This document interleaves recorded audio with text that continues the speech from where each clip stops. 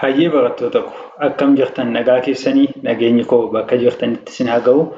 Guyyaa har'aa barnoota keenya kutaa 31ffaatiin jechoota sagalee sadii qaban haala gaariitiin kan ilaallu ta'a. Yeroo darbe jechoota sagalee sadii qaban akkamitti akka barreessinu waliin ilaalleetu jirra. Jechoota baay'ees dubbisneetu jirra. Kutaa lammaffaa barnoota keenyaatiinis jarreenuma kanatti fufnaa. Namoonni sabiskiraayib hin taasisin sabiskiraayib taasisuun maatii taasisaniin jenna. Namoota barnoonni kun ni gargaaran jettanii yaaddaniif immoo sheer taasisuu keessanii hin dagatinaa. Barnoonni kun tartiiba isaa eeggatee kan itti fufu waan ta'eef tartiiba isaa eeggachuudhaan yoo haga xumuraatti barreessaa dubbisaa shaakalaa kan deemtan ta'e xumura irratti afaan Oromoo haala gaariitiin barreessuu fi dubbisuu akkasiin dandeessan shakkii tokkollee hin qabnu. Namoonni kutaan kana duraa isin darbee jiru yoo jiraattanii seenuudhaan ilaaluu ni dandeessu. Kallattiimaan barnoota keenyatti ceena. Jechoonni isin asirratti argaa jirtan hundumti isaaniiyyuu jechoota sagalee sadii qabanidha. Fakkeenyaaf dabaree yoo isiniin jedhe akkamitti barreessitu? Dabaree gaafannu da-ba-ree. Daa barreessina akka kanatti iddoo kanatti ilaala. Daa barreessina itti aansee baa itti aansee ree walitti dabaree jennee barreessinaa jechuudha. Fakkeenyaaf walaloo jedhaatii barreessaa yoo isiniin jedhe akkamitti barreessitu yaala. Wa-la-loo walaloo sagalee sadii qaba. Jalqaba waa itti aansee laa itti aansee loo. Asitti ilaala. Wa-la-loo walaloo jenneetu kan nuyi dubbisnu jechuudha. Haala kanaan shaakaluu dandeessu. Warreen asirra jiran kan haga danda'ametti isinis nu wajjin shaakalaa deema. Isiniif dubbisaan deema. Dabaree, qalama, baabura, karoora, goofaree, walaloo, waraqaa, barataa,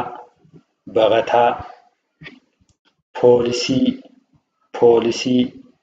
olaanaa, kitaaba, gaagura, ganama, adaadaa, utaale, korata, ilaale, qorate, sodaate, gorora,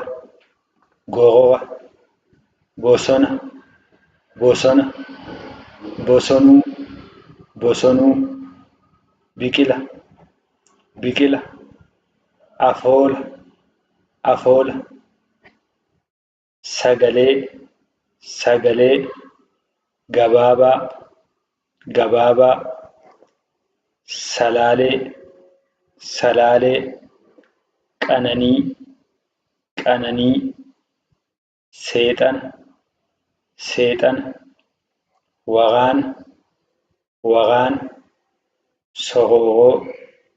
sororoo, tuulamaa, sarara, sababa, qamalee, qaxalee, kadhata, qamadii, saamunaa, daraaraa, diriiraa, qiliilee, hatame, filate,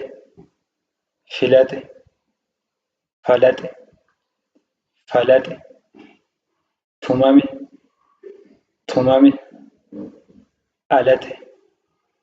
alate, hiriira, jechoota sagalee sadii qaban kutaa tokkoffaaf lammaffaa nuti ilaalaa turre kanneen armaan olii turanii jechoonni baay'een sagalee sadii qaban ni jiru waan ta'eef sagaleen sun sadii afaan keessan irratti yoo ta'e jechoota kana sagalee sadii walitti qindeessuudhaan kan barreessitan ta'uu kutaa itti aanu kutaa 32ffaatiin jechoota sagalee afur qaban qabannee kan isiniif dhiyaannu ta'a. Haga xumuraatti nu waliin turuu keessaniif galatoomaa. Fayyaa nuuf ta'a.